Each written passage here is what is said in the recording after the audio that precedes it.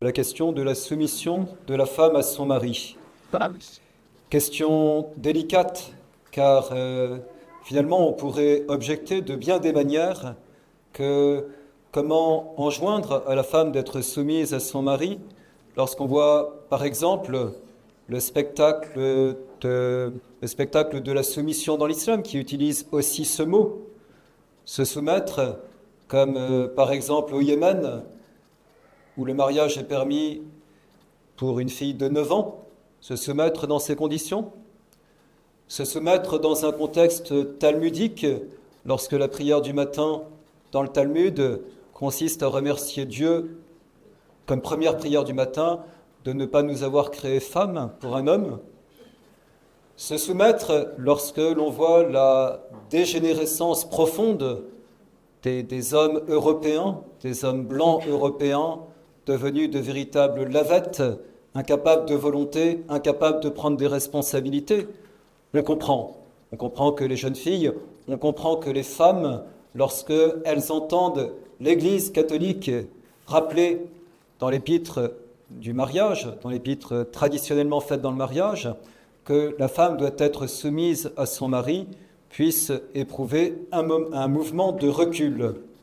Il s'agit, mes chers amis, de bien exprimer les choses, car il faut que les idées soient justes, et si les idées sont justement exprimées sur cette question-là, je pense qu'elles doivent rallier tout le monde, bien loin des deux précipices qui nous entourent, le précipice de la société européenne dégénérée dans laquelle nous nous trouvons, ou bien le précipice de ces sociétés machistes et qui veulent mettre les femmes en servitude. Il y a une ligne de crête, je crois, et je vais essayer de le montrer, que c'est bien la position catholique qui la donne et qui peut le mieux permettre à ce que les femmes donnent le meilleur d'eux-mêmes dans la société. Pour pouvoir exprimer cette pensée, je vais dans un premier temps dire la doctrine de l'Église à propos de cette question de la soumission de la femme à son mari. Dans un deuxième temps, qui me paraît presque aussi important que le premier, je vais montrer comment on peut illustrer cette doctrine. Et je le ferai de deux manières.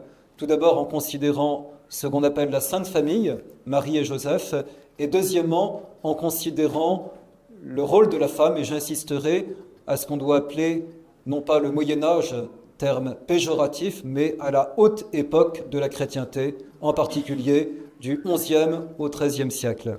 Et enfin, dans un troisième temps, une fois que nous nous serons hissés sur la ligne de crête, nous pourrons considérer la question du féminisme contemporain. Tout d'abord, la question de la doctrine chrétienne, de la doctrine de l'Église concernant la femme. Et je vais considérer les choses dans un premier œuf qui est l'œuvre de la Genèse. Oui, nous devons considérer ce texte qui nous exprime comment Dieu a créé au départ, et nous ne méditerons jamais ces lignes du livre de la Genèse qui expriment tellement de choses et tellement de sagesse. Je dirais à ceux d'entre vous qui sont chrétiens que, évidemment, c'est leur foi à laquelle je m'adresse, et je dirais à ceux d'entre vous qui ne sont peut-être pas chrétiens que de toute façon ces textes sont des textes qui sont fondateurs d'une façon cruciale de toute notre société chrétienne et que leur influence est telle qu'ils ne perdent pas de temps, même s'ils n'ont pas la foi, à les considérer avec nous. Tout d'abord, donc, l'Église enseigne que Dieu a créé un premier couple qui est Adam et Ève.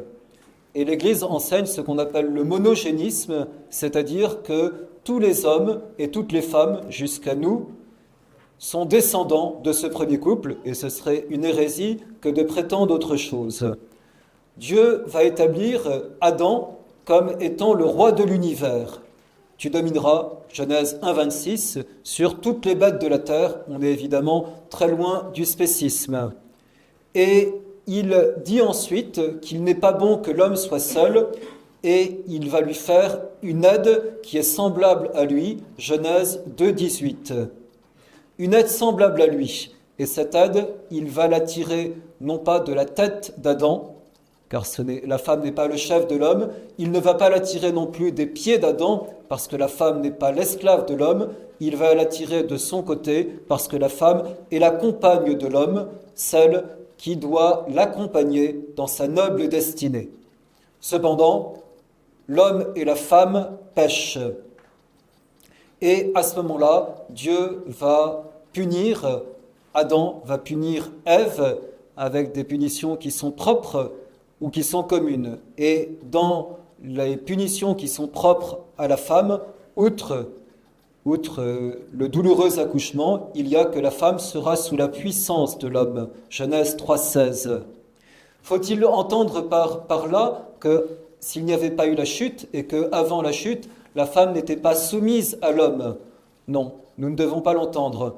Nous devons dire que avant même, et saint Thomas d'Aquin le dit dans sa somme théologique, prima pars, question 99, article 3, que même s'il n'y avait pas eu la chute, l'inégalité aurait existé entre les hommes, inégalité qui, en l'occurrence entre l'homme et la femme, est une simple inégalité hiérarchique dans le cadre de la famille, où effectivement, eh bien, l'homme est le chef de la femme. Donc, je dirais, c'est quelque chose qui n'est pas simplement une conséquence du péché, c'est dans l'ordre même de la nature. Mais simplement, avec le péché, cette soumission devient pénible. D'où cette tendance que l'on peut bien comprendre de la femme à chercher à s'affranchir de cette pénibilité, de cette soumission.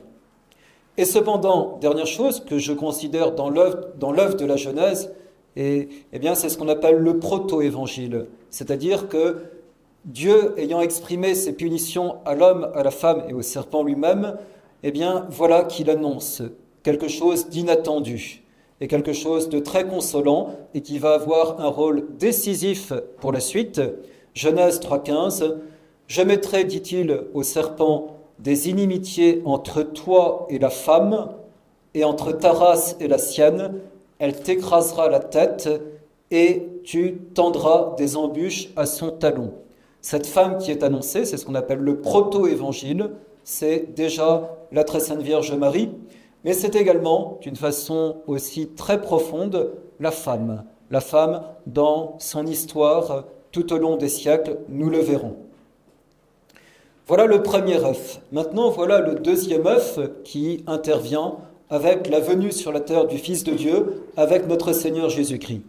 Qu'est-ce que nous apprenons de nouveau dans le Nouveau Testament par rapport à ce que l'Ancien nous disait? Eh bien, Saint Paul, effectivement, en particulier en Éphésiens 5,24, mais pas uniquement, reprend cette idée de la soumission, je cite, « Mais comme l'Église est soumise au Christ, que les femmes le soient à leur mari. » Donc l'idée persiste, et quoi d'étonnant à cela, puisque eh bien, l'Ancien Testament bien compris, c'est-à-dire compris d'une façon qui n'est pas judaïque, mais qui est chrétienne, l'Ancien Testament est une préface du Nouveau Testament, donc il n'y a pas d'opposition entre l'un et l'autre. Et effectivement, eh bien, si l'idée est reprise, l'idée de cette soumission, en même temps, nous allons voir des choses extraordinairement nouvelles et qu'il faut chercher à bien exprimer. Oui, en réalité, avec le christianisme, commencent des temps nouveaux dans les rapports de l'homme et de la femme, des rapports magnifiquement beaux et magnifiquement adoucis par rapport à tout ce qui pouvait exister auparavant. D'abord, ainsi qu'on l'a dit, et considérez l'Évangile et voyez si je me trompe, la femme dans l'Évangile a le beau rôle par rapport à l'homme. Vous ne trouverez pas dans l'Évangile une seule image, une seule présence de femme méchante. Vous trouverez certains hommes, mais vous ne trouverez pas de femmes méchantes, et ce n'est pas pour rien. D'autre part, on voit effectivement, par exemple, et je ne donnerai qu'un exemple, comment notre Seigneur adoucit les choses. Lorsque les pharisiens, les sadducéens lui amènent une femme qui était prise en flagrant délit d'adultère et qu'ils demandent sa lapidation, ils n'obtiennent pas du Christ sa lapidation. Notre Seigneur, avec une grande miséricorde et une grande bonté, lui dit « Femme, va et ne pêche plus ». Et effectivement, tout ce climat est un climat nouveau. et un climat, je le dirai davantage tout à l'heure, qui va être changé d'une façon extraordinaire par la place qui est donnée dans l'œuvre que notre Seigneur Jésus-Christ commence sur la terre à la très sainte Vierge Marie. Place, voyez, mes chers amis, ce n'est pas beaucoup de théologie que je ferai, mais je dirai cette chose quand on réfléchit bien. Nous sommes, je pense pour la plupart, bien convaincus que Dieu est Trinité, Père, Fils et Saint-Esprit, qu'il y a trois personnes qui, évidemment, parce qu'elles sont Dieu, parce qu'elles sont un seul Dieu, sont au-dessus de toutes les autres, ce sont trois personnes divines. Mais je vous pose la question, après ces trois personnes divines, quelle est la quatrième personne?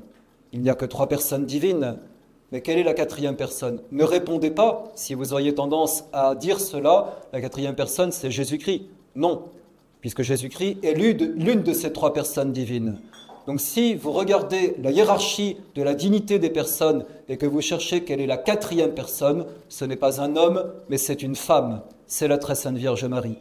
Première personne humaine, au-dessus de tous les anges et de tous les saints, juste après les trois personnes divines, c'est une femme, ce n'est pas un homme. Et voilà, eh bien, qui donne une perspective absolument nouvelle et extraordinaire au rôle que la femme doit avoir dans la société et que l'économie chrétienne veut qu'elle joue dans la société. Voilà qui nous permet maintenant, après avoir exprimé un petit peu ce deuxième œuf, c'est-à-dire l'œuf de l'évangile, de ce que l'évangile apporte, eh bien, à considérer maintenant comment ça va se concrétiser. Et j'ai dit, et j'ai exprimé comment effectivement l'évangile apporte une perspective qui est tout à fait nouvelle, et je voudrais le montrer sur deux exemples.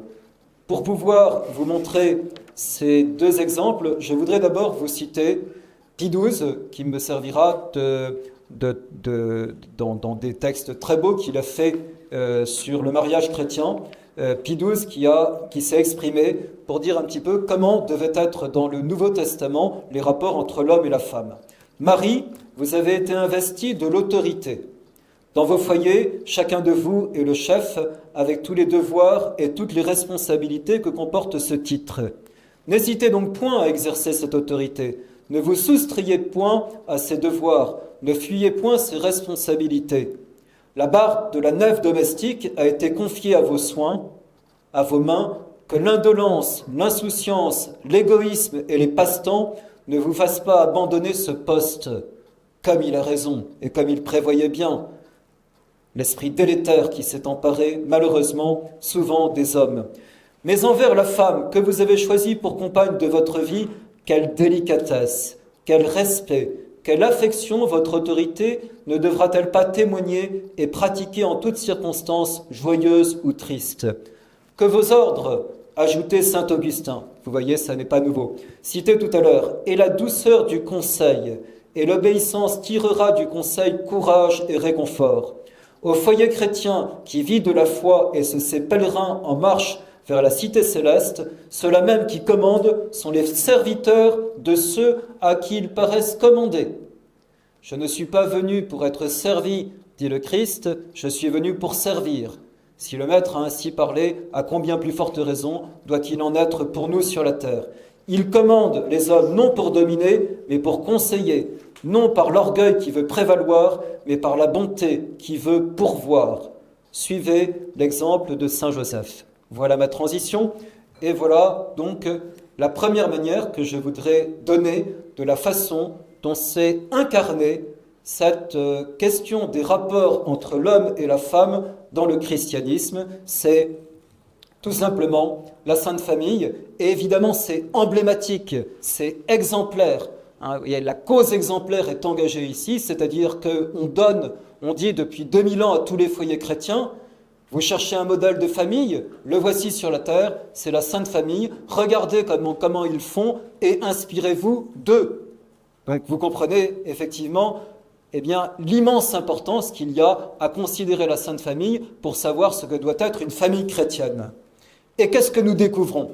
Nous découvrons que cette Sainte Famille, elle est composée de trois personnes. Saint Joseph, la très sainte Vierge Marie et l'enfant Jésus. Sur ces trois personnes, une personne divine, l'enfant Jésus, et deux personnes humaines.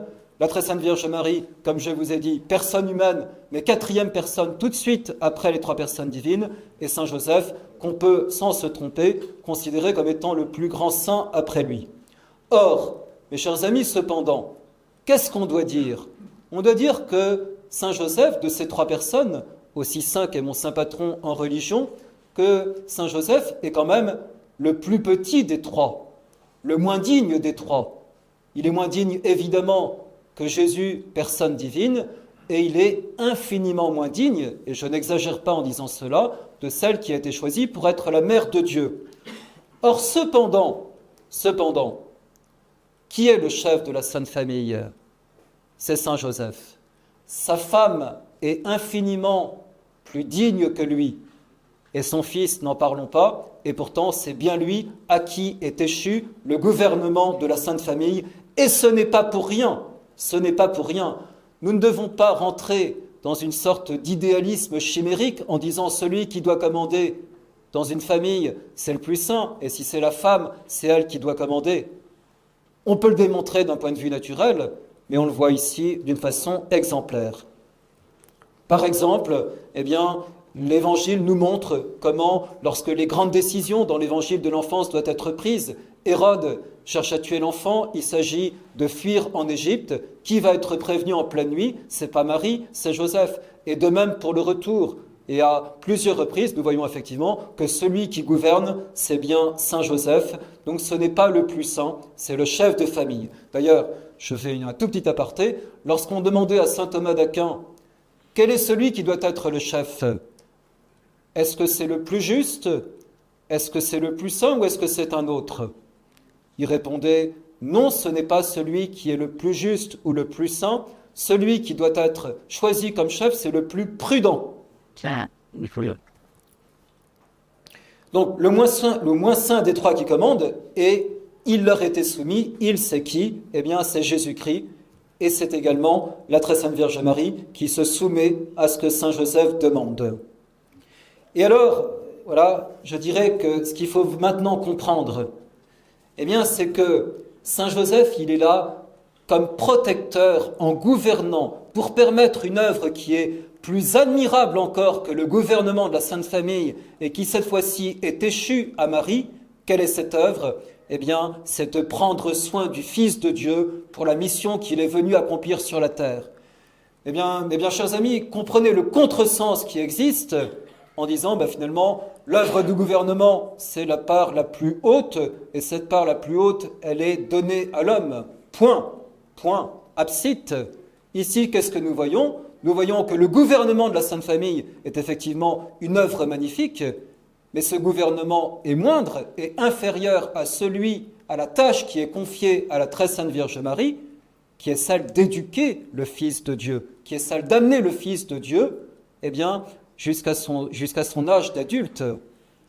Et nous voyons ici, justement, que ce que j'ai dit tout à l'heure, à savoir que ce n'est pas le plus digne qui commandait, et en réalité, l'œuvre la plus digne ne consiste pas à commander, mais l'œuvre la plus digne ici, dans cette Sainte Famille, consiste dans le rôle de la très sainte Vierge Marie à l'égard de son enfant, car ainsi qu'il a été dit déjà, qu'est-ce qui est le plus grand?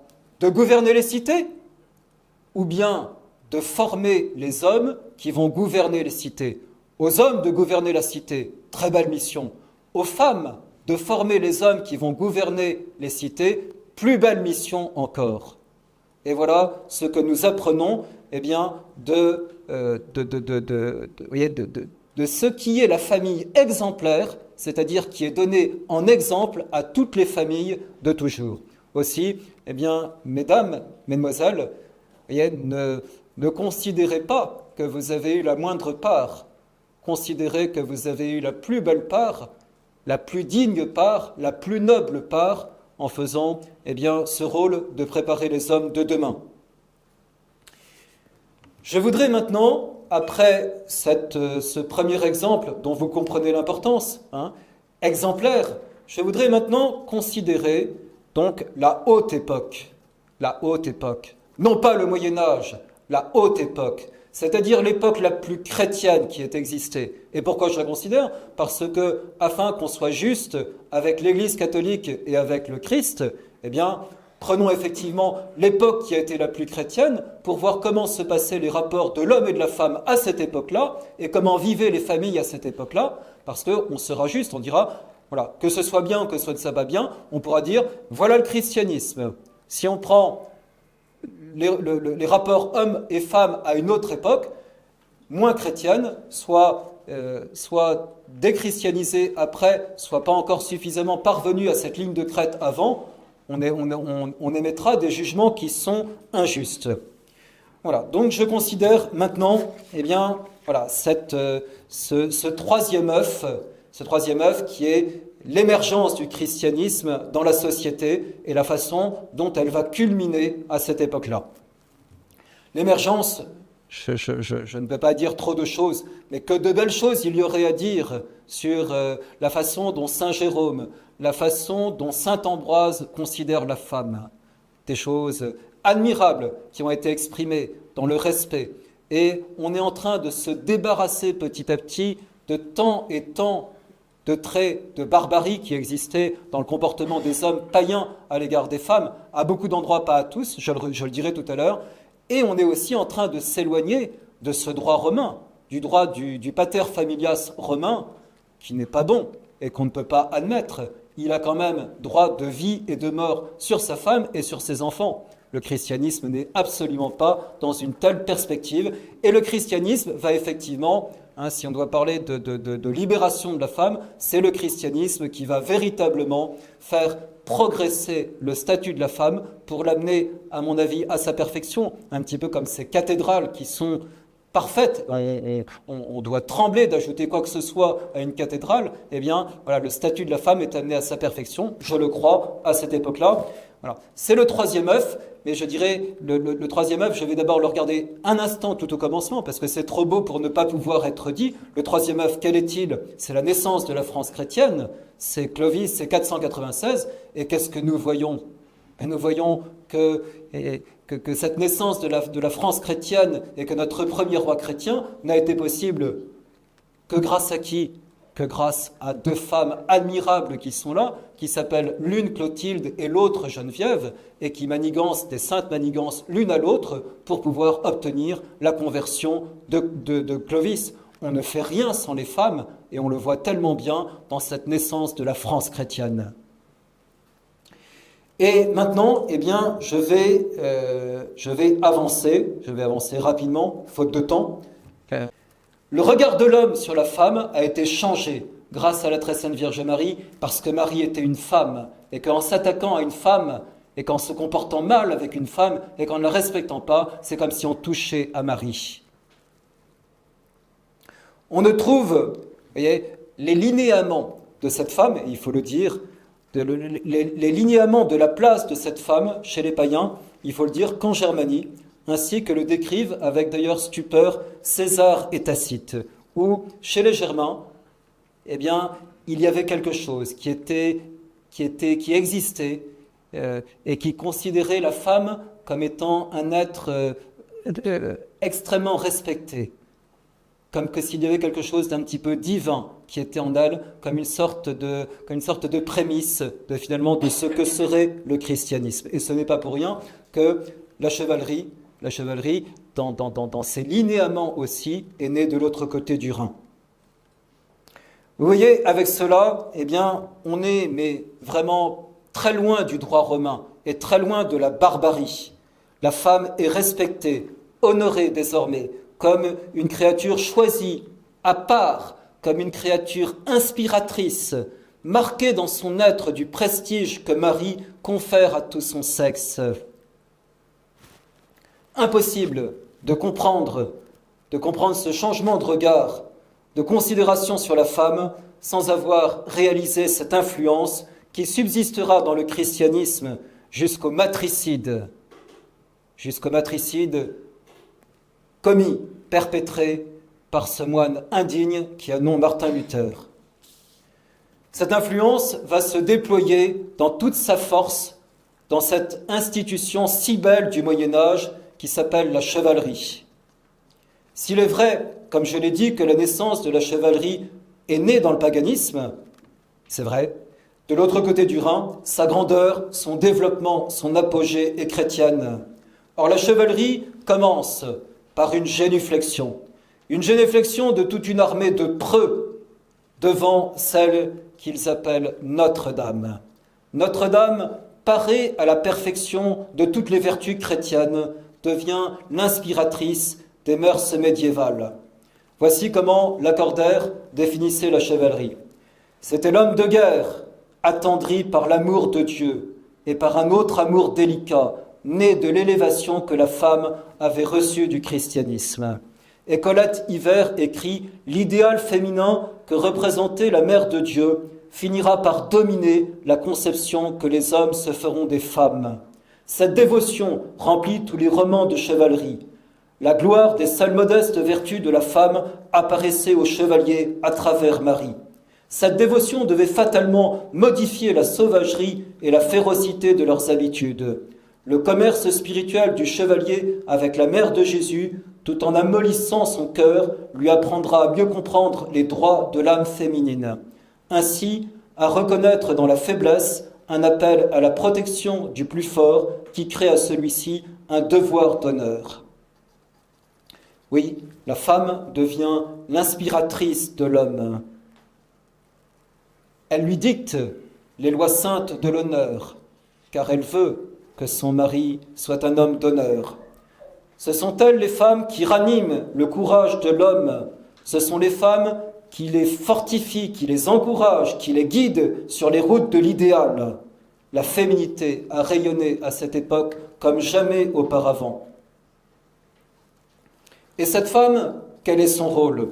Eh bien, c'est le rôle de Notre-Dame, justement. Son rôle, c'est le rôle devant lequel j'ai envie de me mettre à genoux. C'est le rôle de la maternité, c'est-à-dire le plus beau mystère qui existe dans l'ordre naturel quand une femme est grosse d'une autre personne humaine. On n'a que cela comme exemple sur la terre, d'une personne qui contient une autre personne pendant 9 mois. Et il suffit de le dire pour révérer ce mystère de la maternité et lui exprimer toute sa grandeur, toute sa beauté. Je dirais en passant, je n'ai pas le temps de dire, mais il n'y a qu'en Dieu que finalement, selon la révélation, nous avons ça. Il nous est dit qu'en Dieu, les personnes divines sont les unes dans les autres. On exprime des choses impossibles à exprimer avec un langage humain, mais ça nous exprime quelque chose d'extrêmement grand à propos de l'amour qui existe entre les personnes trinitaires. Et finalement, l'exemple qui nous a été donné sur la terre, l'incarnation de cet exemple, c'est quoi? Eh bien, c'est la femme dans sa maternité. Extraordinaire. Voilà. Celle qui éduque le cœur de l'homme et qui façonne la race humaine. Lisez les magnifiques pages métaphysiques de Gertrude von Lefort dans La femme éternelle, expliquant justement l'intemporalité de la femme. Je passe, excusez-moi d'être trop long. Voilà. Après le sacerdoce du prêtre et la consécration des vierges, c'est la mère, c'est le mystère de la maternité, où une personne, la femme, devient l'enceinte de l'homme qu'elle porte. Si donc l'homme est le protecteur de la femme, c'est parce que la femme est la protectrice de l'homme, de celui dont elle est merveilleusement grosse pendant 9 mois, et de celui dont elle demeure l'inestimable protectrice dans les années de sa plus grande vulnérabilité. À elle se trouve donc dévolu le rôle le plus beau, plus dans l'ordre de l'être que de l'agir, de l'intériorité que de l'extériorité. La hiérarchie, quelle est-elle, mesdames? Vous êtes, par votre maternité, protectrice de l'homme. Votre mari est protecteur de vous, et Marie est protecteur de tous les hommes. Un homme, une femme, un homme, une femme, la femme au sommet des personnes humaines. Est-ce à dire que la haute époque a cependant confiné, relégué la femme à la seule éducation des enfants, à la maternité, à l'intérieur? J'aurais envie de dire que si cela était, ce confinement et cette relégation à une telle excellence serait le contraire du déshonneur. Mais en réalité, bien loin des images apprêtées, infondées et ridicules, Qui fait œuvre sérieuse d'historien reconnaîtra qu'en plus il n'en est rien. Outre tout ce qu'on a déjà affirmé de cette espèce de règne de la femme à cette époque, il faut maintenant affirmer son influence religieuse, intellectuelle, artistique, politique et même guerrière, de tant et de tant de manières, illustrée par une pléthore de prénoms féminins. Poètes, écrivains, administrateurs, régents, reines religieuses. On ne sait quel exemple donner. Celui de Hérat de Landsberg, auteur à la fin du XIIe siècle de la première encyclopédie, et de Duda, auteur du premier traité d'éducation. Celui d'Héloïse, qui enseigne à ses moniales le grec et l'hébreu. De la règle monastique des monastères féminins, qui prévoit chaque jour 2 heures de lecture et d'étude. Le rôle de Sainte Geneviève et de Sainte Clotilde. Pétronille de Chémillé, incroyable, placée à 22 ans par Robert d'Arbrissel, abbesse du monastère double d'hommes et de femmes de Fontevraud, d'hommes et de femmes, Aliénor d'Aquitaine, Blanche de Castille. Comme on l'a remarqué, une période qui schématiquement s'ouvre avec une femme, Sainte Clotilde, se referme avec une autre, Sainte Jeanne d'Arc. Et en réalité, la décadence, elle commence quand? Elle commence très précisément à la fin du XIIIe siècle, au début du XIVe siècle, avec, en philosophie, Occam et le nominalisme, avec, dans la cour de France, le roi Philippe le Bel, qui s'est entouré de légistes qui veulent revenir au droit romain, qui va supplanter petit à petit le droit coutumier. Et on va voir à partir de ce moment-là, je vais vous donner des faits, peu parce que je n'ai pas le temps, mais je vais vous donner des faits qui montrent bien qu'à partir de ce moment-là, l'obscurcissement métaphysique entraîne l'obscurcissement moral et l'obscurcissement du rôle de la femme.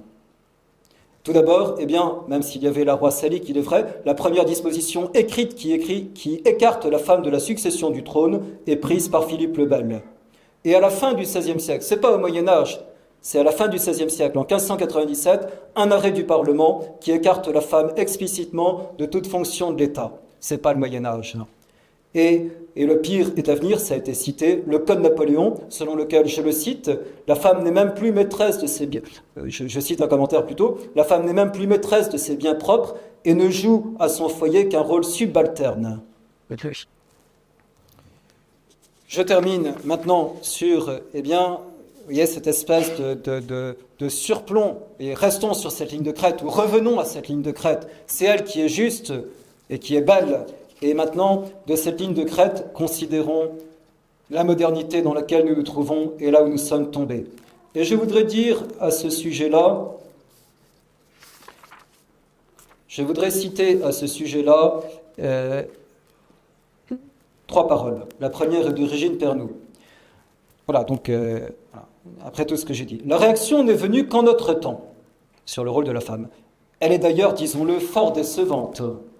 Tout se passe comme si la femme, éperdue de satisfaction à l'idée d'avoir pénétré le monde masculin, demeurait incapable de l'effort supplémentaire qu'il lui faudrait pour apporter à ce monde sa marque propre, celle qui précisément fait défaut à notre société.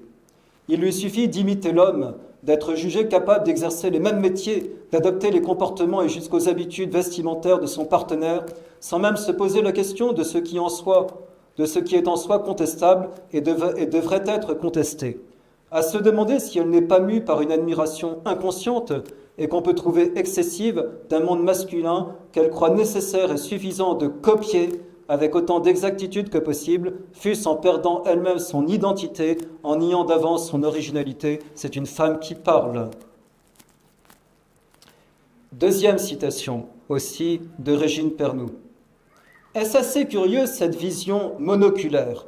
Les choses, dans cette deuxième citation, eh bien, ont encore dégénéré davantage. Celle de la perspective classique en peinture, qui manifeste la tendance à résoudre l'éternel conflit du couple, du deux, en éliminant l'un au profit de l'autre. À l'époque féodale, on avait compris que les contraires sont indispensables l'un à l'autre, qu'une voûte ne tient que par la mutuelle pression que 2 forces exercent l'une sur l'autre, que son équilibre est fonction de leur égale poussée. Équilibre du couple chrétien. Et la troisième citation, dans un article à venir de Véronique Lévy, cette belle convertie du judaïsme, la femme ne se construit pas par mimétisme avec l'homme, mais en communion. Pas par mimétisme, pas par bête imitation. Voilà. Et Mesdames, et ce dont nous avons besoin, c'est de votre féminité. C'est tout ce qui nous intéresse. Nous savons bien que vous êtes capables d'avoir les mêmes diplômes que les hommes. Nous savons bien tout cela. Ce dont nous avons besoin, c'est que ce dont nous les hommes, nous ne sommes pas capables, ce que nous n'avons pas en propre, c'est de votre féminité. Plus l'homme est homme, plus la femme est femme, plus les choses vont bien. Et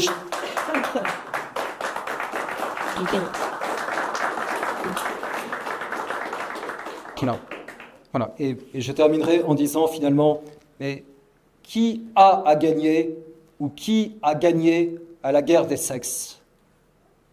Qui a à gagner ou qui a gagné à la guerre des sexes? Qui en tire son profit? Le marxisme, effectivement, n'a pas seulement été promoteur de la guerre des classes, il est de la guerre des sexes. Il fut à l'origine du groupe Féminisme et Marxisme Action, duquel est issu le triste MLF. Qui a à gagner? Ce n'est pas les hommes. Les hommes sont perdants, honteux de ne plus servir à rien, inférieurs aux femmes à l'intérieur et à l'extérieur, méprisés par leurs femmes, développant leur complexe de bons à rien. Perdants sont les enfants qui subissent le traumatisme de la séparation, du divorce de leurs parents. Perdantes les femmes qui doivent assumer le rôle trop lourd de père et de mère. Perdantes les familles que le divorce fait exploser par une dislocation terrible. Perdante la société qui s'écroule sans famille. Gagnante la haine. Gagnante l'autorité. Apatride, mondialiste, destructrice. Celle qui veut la mort des sociétés, celle qui veut la mort des hommes et qui veut que le déboisement social arrive jusqu'à son terme, et son terme, ce sera la destruction des familles, de façon à n'avoir plus devant lui cet état totalitaire que nous haïssons, de n'avoir plus devant lui que des individus nus, incapables de se défendre, parce que tout aura été détruit, parce qu'il ne restera rien des sociétés. Oui, eh bien, oui, celui qui triomphe, je vais vous dire son nom, il s'appelle Jules Ferry, et tous ceux qui sont de cette engeance. Celui qui tient les femmes, celui qui tient la femme tient tout. D'abord parce qu'il tient l'enfant, ensuite parce qu'il tient le mari. Et voilà pourquoi nous devons, mes chers amis, nous battre pour avoir des idées justes, de façon à ce que la femme soit rendue à la société, pour l'honneur de la société, pour l'honneur de la famille, pour l'honneur de la France et pour l'honneur de l'Église.